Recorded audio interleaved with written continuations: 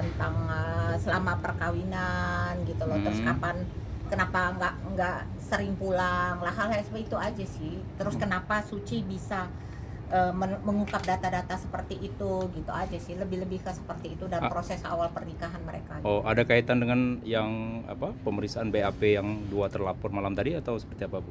Kita sih nggak sampai sejauh itu, sepanjang apa yang ditanyakan oleh penyidik ya kita jawab. Jadi kita nggak merujuk laporan itu, kan strategi penyidik yang kita perlu intervensi lah gitu, gimana dia punya strategi gitu. Jadi yang diperiksa tadi pelapor sama orang tuanya atau ada Betul. saksi yang lain? Betul ya. baru pelapor dan orang tuanya. Kalau soal pemeriksaan di Inspektorat Oki sendiri gimana perkembangannya, Bu?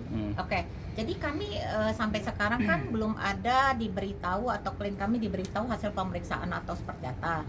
Cuman kalau kami ngelihat di media bahwa ada dari siapa, Pak Rusdi Laili ya, Pak ya gitu ya.